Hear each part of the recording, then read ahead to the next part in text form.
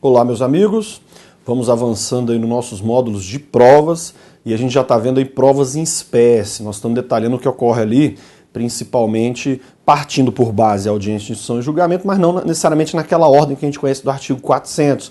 Porque quando a gente falou de perito, necessariamente a gente falou da prova pericial, do exame de corpo de delito, estão percorrendo aí todo o momento do processo penal, beleza? Então nós vamos seguir a audiência, instrução e julgamento, mas não necessariamente naquela ordem, né, que você sabe que tem a ordem, vamos colocar ela aqui, do artigo 400 do CPP.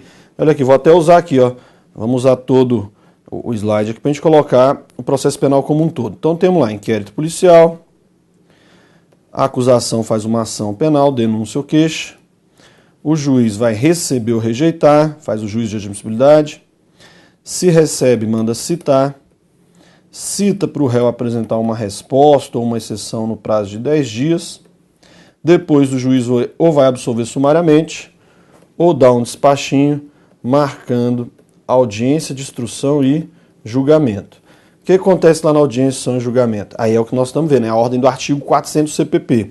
Quando a gente falou de provas em espécie, como elas ocorrem nesse momento, pode vir a telinha em mim aí, como elas ocorrem nesse momento aqui, a gente vai destacar cada ponto, fazendo todas as observações, então partindo por sequência esses atos. Já falamos da prova pericial, o exame de corpo de delito, e agora vamos desdobrar os mais pontos, mas não só eles, outros pontos também relacionados às provas. Então olha só, audiência e julgamento, lá quem é ouvida? A vítima, né, se possível. Depois nós vamos ver que tem as testemunhas, tem a quantidade de testemunha primeiras da acusação, depois as defesas. Depois, vítima, testemunho, perito, né? Pode ter a prova pericial, que nós já falamos. Depois do perito pode ter uma cariação, vamos conversar sobre ela, cariação. Reconhecimento, pode ocorrer aqui nessa audiência. Interrogatório, que é um momento muito importante do processo penal, ele é lá no final, ele acontece lá no fim. Aí, se não tem mais prova, o juiz pergunta para as partes se tem alguma diligência. Alegações orais e sentença. Então, o que nós vamos começar a ver agora? Vamos ver os elementos. Já vimos prova pericial, vamos falar hoje do interrogatório, depois vamos falar da vítima, testemunha, acariação, reconhecimento e o que mais? Prova documental, que ela permeia, ela vai entrar em todo o processo penal. Vamos falar também da questão de indícios, que é um artiguinho só, um capítulo que tem só um artigo, mas costuma cair bastante. E também vamos falar de busca e apreensão, que é uma medida probatória para fins de permear aí o convencimento do juiz, beleza? Então vamos lá, interrogatório, a gente tem que saber, vamos fazer um passando rápido, depois a gente vai percorrendo aí toda a doutrina para certificar que não esqueceu nada. Então o que você tem que saber do interrogatório? O réu, durante o processo, a gente já sabe, processo penal na fase judicial, ele tem o direito à ampla defesa. Essa ampla defesa, você tem que saber que ela se divide em defesa técnica, que tem que ser feita por advogado, a partir da citação a resposta já tem que ser feita por advogado. Então a defesa técnica, que não pode faltar, sob pena até de nulidade absoluta, e a autodefesa. O que é autodefesa? É a feita pelo próprio réu, ele também tem uma atuação no processo penal. Então essa autodefesa, ela se subdivide em dois direitos. O direito de presença, de estar presente aos atos processuais, principalmente os que ocorrem na audiência e julgamento, então é o direito de presença, e o direito de audiência, que é o direito de ser interrogado. Então o direito de presença, dele estar presente esses atos, a oitiva da vítima que nós vamos estar permeando aqui, é um direito que o Estado não pode impedir ele de exercer, alegando que ele está preso, tem dificuldade de locomoção. O Estado, se o cara está preso, o réu está preso, tem que ir providenciar a escolta dele para ele estar presente esses atos de investigação. Claro que vai respeitar também, esse direito não é absoluto, o interesse da vítima e da testemunha. Às vezes a vítima e a testemunha não quer estar na presença dele. Mas o CPP fala que nesse caso tentaria fazer por videoconferência. Se não tem videoconferência, aí é que ele sai lá da audiência, o réu, caso a vítima e a testemunha não queiram depor na presença do réu. Então os direitos aí são resguardados. E o direito de audiência, que é ser ouvido pelo juiz, é o direito ao interrogatório. Esse interrogatório que nós vamos estar explorando a partir de agora, que ele vai ser feito pela autodefesa negativa, que é o direito ao silêncio, e a autodefesa positiva, que é fornecer a sua versão sobre os fatos. Beleza? Então vamos lá. Olha lá, o interrogatório, para você situar aí no CPP, vai dos artigos 185 a 196 do CPP. Então é um ato processual, beleza, pelo qual o juiz ouve o acusado, sobre a imputação que lhe é feita, vamos ver como é que é essa ordem aí de oitiva, quem é que faz as perguntas, para que, se quiser, olha lá, ó, dela se defender da acusação, porque tem uma acusação aqui, falando, sujeito, você praticou isso aqui tal dia, ó.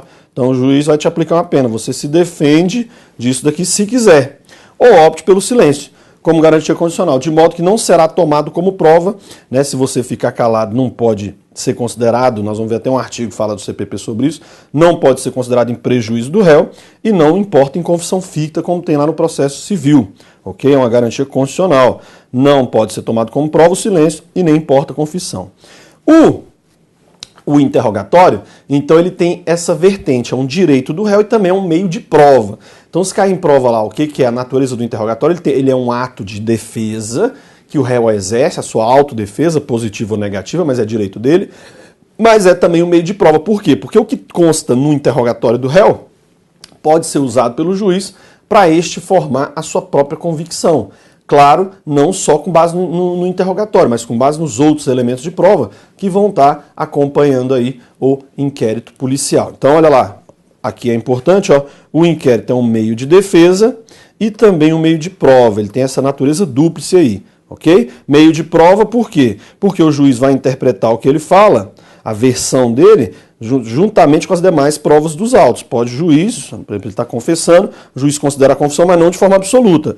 Tem que estar sempre de acordo com os demais elementos dos autos, as demais provas, beleza? Qual é o momento para fazer o interrogatório? É importante que você viu aí o momento do interrogatório mudou. Antes, o interrogatório era assim, o juiz citava o réu para ele ser interrogado. Então era aqui, ó.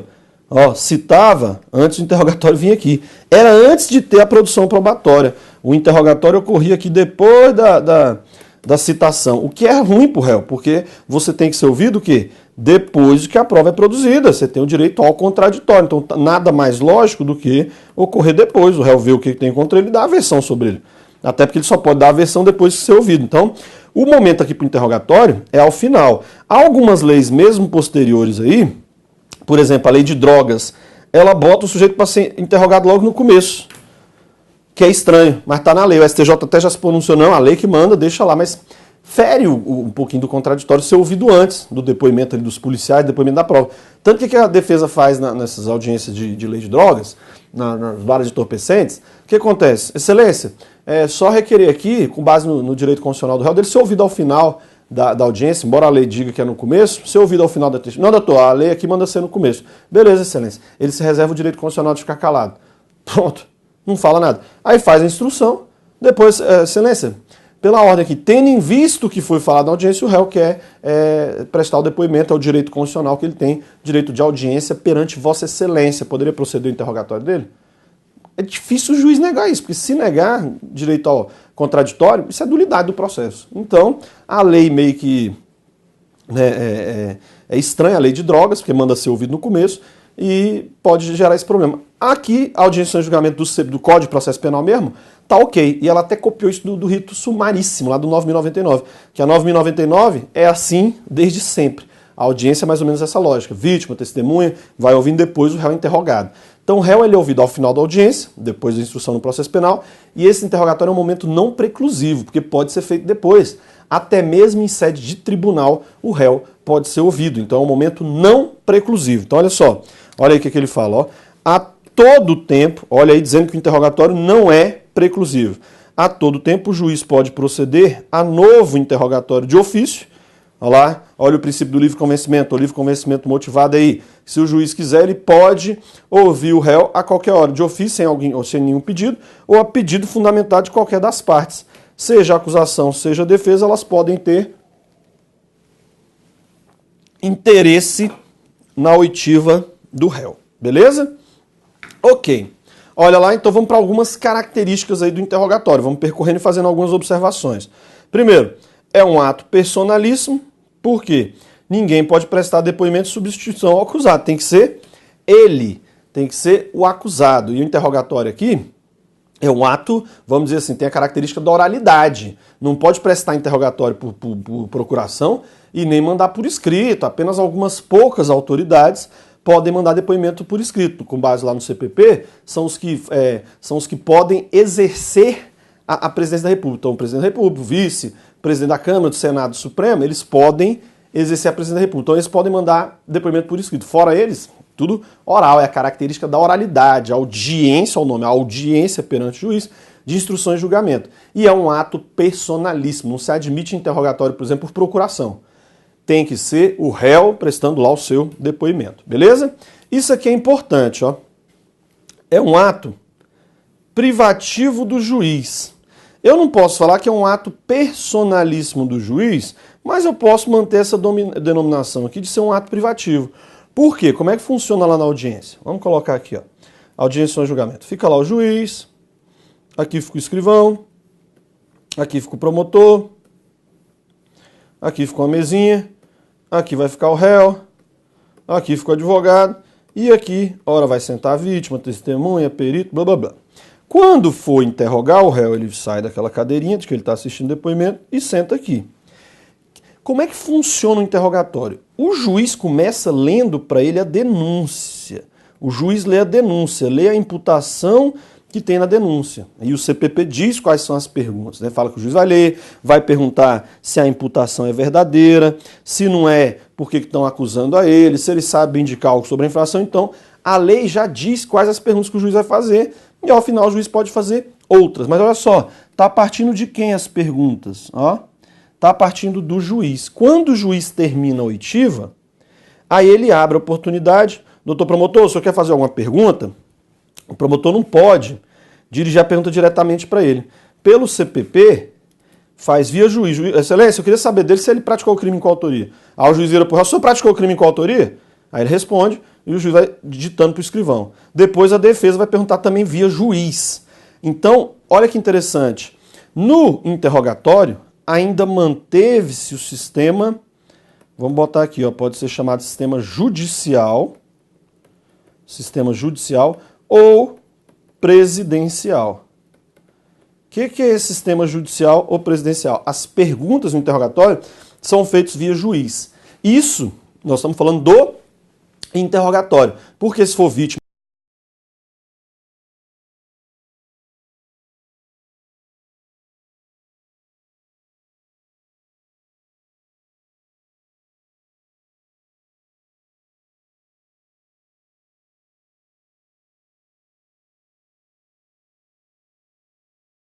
as perguntas também são diretas. Lá o promotor já dirige a palavra para o réu, fica rodeando lá o réu, defesa a mesma coisa, pergunta direta se for lá no plenário, na segunda fase do júri. Se for a primeira fase do júri, né, o sumário de culpa, o judício acusações, é normal aqui como o processo penal normal, beleza? Então, ato privativo do juiz, o juiz interroga o acusado. Ao final, ele vai franquear a possibilidade de pergunta para as partes, mas essas vão fazer via juiz. A presença do defensor é obrigatória. A partir da citação, já tem que ter atuação do defensor. Inclusive a súmula 523 do Supremo que fala que se não tiver defensor para um interrogatório desse aqui, nulidade absoluta. Já peguei casos na prática da defensoria de se anular processo grave por conta de não haver advogado na audiência lá de interrogatório. Então, teve um caso, por exemplo, se vocês lembrarem da importância disso, de ter advogado lá, no interrogatório judicial, nós vimos que no policial é outra história, mas no interrogatório judicial tem que ter lá o advogado. Um caso grave em que o sujeito praticou, olha o caso, o cara, final do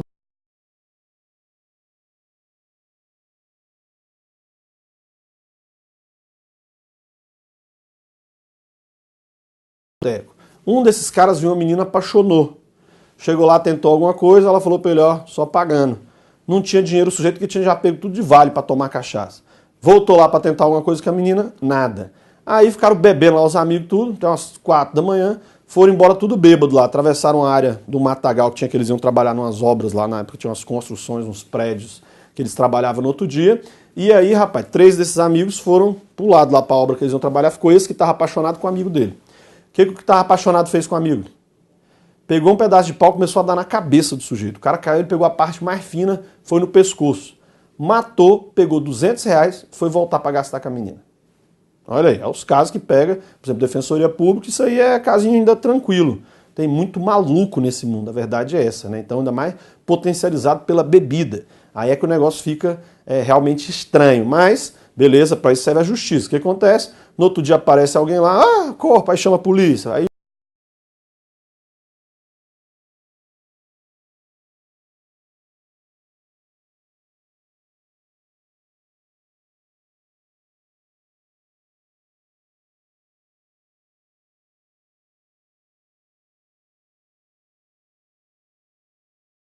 você não recebeu dinheiro, ela pagou tudo para mim. Aí já começa a cair a versão, já a polícia começa a investigar, pede uma prisão preventiva, foi lá no motelzinho, viu que ele estava a noite toda, inclusive pegou o histórico lá, disse que ele pagou tudo bom e do melhor lá, cortesano e tal, só esquema forte.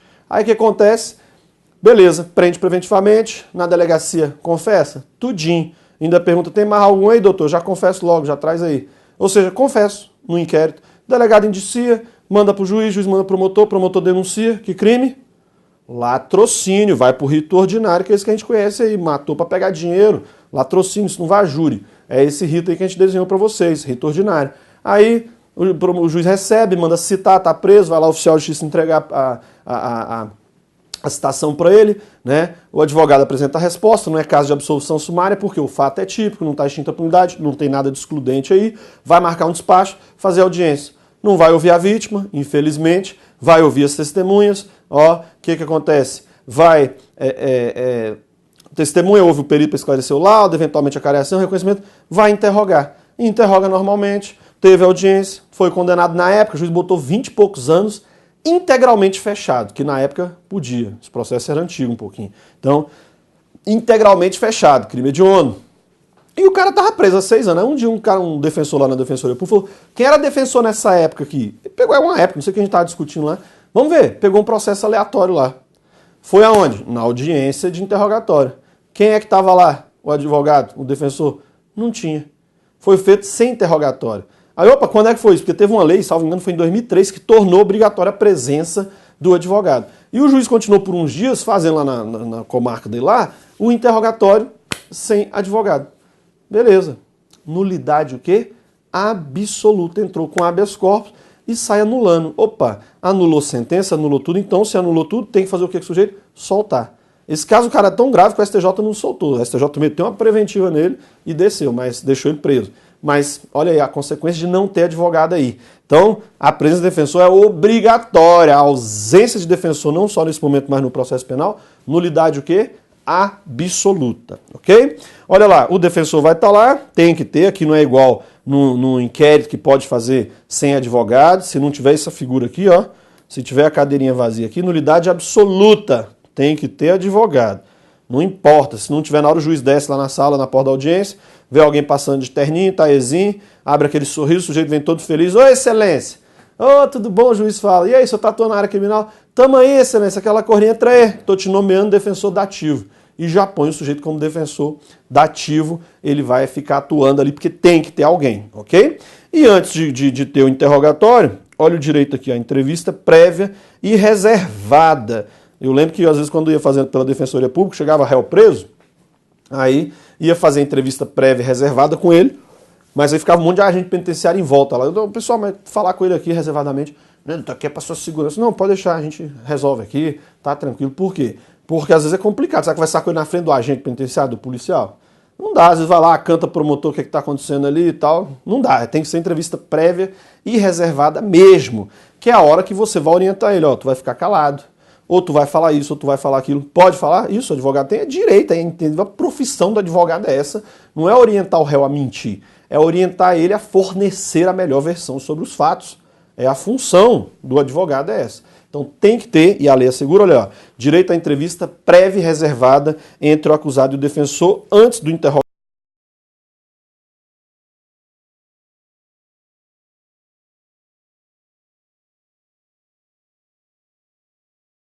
Tentar fornecer a melhor versão para ele sobre os fatos, porque está ali no direito de defesa. Olha lá o que nós falamos, ó, as partes, acusação e defesa, podem formular perguntas ao final via juiz, beleza? Então já falamos sobre isso. No processo penal, falta de defesa, nulidade absoluta, mesmo depois de um trânsito em julgado, se anula um processo desse. Mas a deficiência, o advogado é ruim, só anulará se houver prova de prejuízo para o réu, ou seja, a deficiência do advogado, a nulidade o quê? lativa, por exemplo, advogado que perde prazo recursal, que começa a fazer lá na hora as alegações finais, começa a gaguejar, perde a fala, não fala ou sai correndo da audiência. Tem uns casos estranhos aí nessa área criminal, mas a deficiência tem que demonstrar o quê? Prejuízo. Beleza? Tranquilo? Olha lá. Então, em regra, deve ser oral. Por que em regra? Porque tem a questão lá dos que podem exercer a presidência da República, tem o interrogatório do surdo mudo, né, e analfabeto, se não puder fazer né, ali por meio de sinais, o que acontece? Aí pode ser feito por escrito, entendeu? Mas não é a regra é que tem que ser oral, beleza? Surdo. Pergunta ele faz por escrito e a resposta oral. Então, o surdo, a pergunta é por escrito e a resposta oral. Mudo. Então, aqui vamos botar assim, exceções que não vai ser oral. Por exemplo, se o sujeito for surdo, faz a pergunta por escrito e ele responde oral. Beleza. Se for mudo, aí faz a pergunta oral, que é difícil acontecer um ou outro só, né? Mas se for mudo, pergunta oral e resposta por escrito. Se for surdo mudo, aí pergunta e resposta por escrito. Então você vê que por escrito está substituindo. Agora, se for surdo mudo analfabeto, não sabe ler nem entender, aí vai ter o tradutor ou intérprete, ok? E se for surdo mudo analfabeto tetraplégico, aí não foi ele, né? Pô, negativa de autoria. Então a lei não chega até nesse ponto aí, mas fala que até o intérprete tem a figura aí que pode ocorrer, beleza? Olha lá ainda, segundo o artigo 187 do CPP, o interrogatório, isso é importante. Esse aqui você destaca porque ele tem duas partes, né? Olha só, duas partes. Vai ter sobre a pessoa do acusado, né? Interrogatório chamado de classificação, que vai fazer aquelas perguntinhas para ele. Então, o interrogatório tem duas partes. A primeira, o juiz vai fazer perguntas sobre a pessoa do réu. Como? É aquela hora em que o juiz fala assim, ó, onde é que você nasceu? Você sabe ler? Suas oportunidades sociais, você trabalha? E o réu vai respondendo, né? Onde é que você mora? O que eles falam? Sou bicho solto. Você bebe? Uns falam socialmente, outros falam até baigon. Ó. Você já cometeu algum crime? Não, nunca não. Ou tem uns que falam assim, ó, 4 latrocínio, ó, 12.121 e uns 21.57. Aí termina e fala assim, ó, e tamo aí. Como eu já vi falar isso na audiência. Então, naquele momento, está fazendo perguntas sobre a pessoa do réu, porque isso vai ser importante mais para frente, quando o juiz fazer eventual dosimetria da pena, vai considerar o quê? As circunstâncias sociais dele, como é que ele é na comunidade. Então são elementos para dosimetria da pena, o juiz auferir a culpabilidade, o ânimo dele na hora do crime, então tenta traçar ali um perfil dele, então é importante essas perguntas. Depois, aí sim é que vai perguntar sobre os fatos. Os fatos propriamente ditos, o juiz vai ler a denúncia e vai fazer questionamento para ele. Beleza? Então vamos lá, ó, sobre a pessoa do acusado e vai fazer sobre a pessoa dele, depois sobre os fatos. Interrogatório de mérito. Então interrogatório tem na doutrina quem chama de interrogatório de classificação e interrogatório de mérito. Então interrogatório, duas partes. Ó, nós vamos ver que até essa primeira parte aqui, porque aqui ele tem o direito ao silêncio e pode fornecer a versão que ele quiser. Nessa primeira parte aqui, a jurisprudência avançou e fala que ele não pode mentir ali sobre a qualificação dele, porque se ele mentir, ele pode sofrer eventualmente até alguma configuração criminal por mentir sobre a sua identidade, sobre a sua imputação. Mas a segunda fase do interrogatório sobre os fatos, ele dá a versão que ele quer. Então o direito ao silêncio estaria abrangendo apenas a segunda parte do interrogatório, com base no avanço da jurisprudência. Nós vamos ver depois aí os julgados sobre isso, beleza? Um caso que é bastante comum de acontecer, põe na tela aí, ó, quando há mais de um acusado. Quando há mais de um acusado, como é que funciona? Vamos botar aqui. Porque às vezes pela letra só do CPP, você não vê, ó, juiz, escravão, do lado de cá, né? Promotor. Aqui vai depender, pode ser um advogado só, se tiverem 2 réus, mas só pode isso se a defesa não for colidente.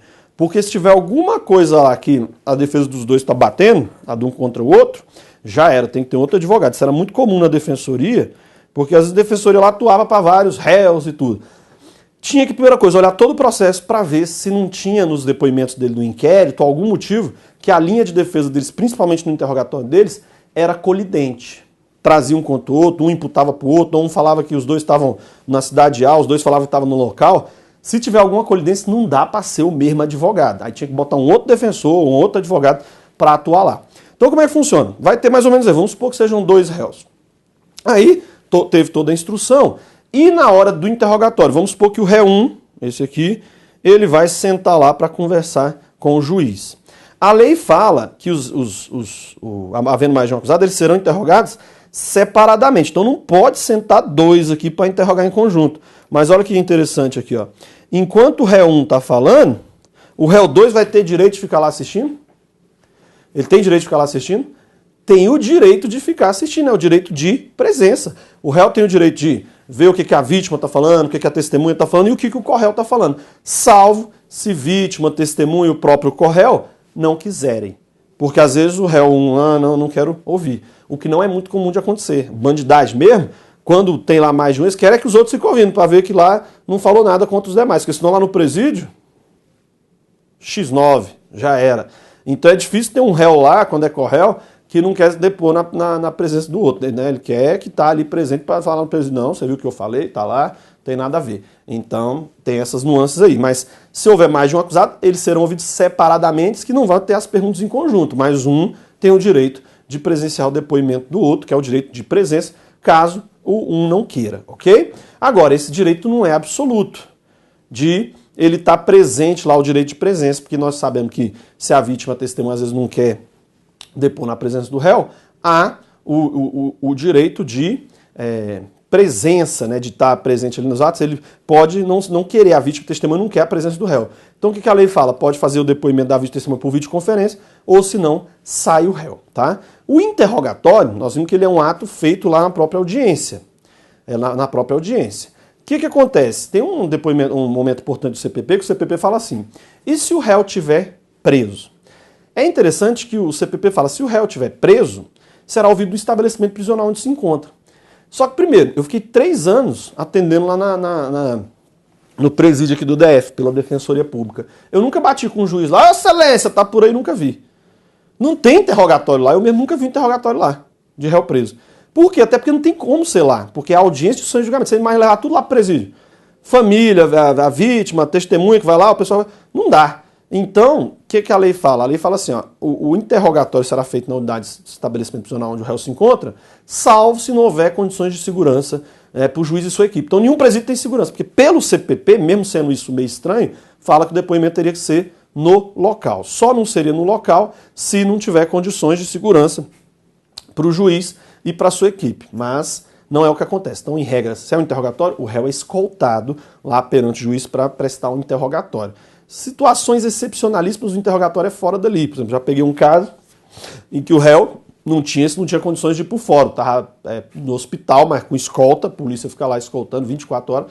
Ele tinha trocado tiro com a polícia, tomou um tiro na cabeça, arrancou até massa encefálica, tá lá, o feliz não morreu, estava lá na cama, lá, né? O médico autorizou que ele podia falar, mas não podia sair do hospital. Aí foi todo mundo, juiz, promotor, defensor, escrivão, para poder colher o depoimento dele. Então a regra é o depoimento na audiência ou julgamento. Situações excepcionais pode ser fora? Pode, a critério do juiz.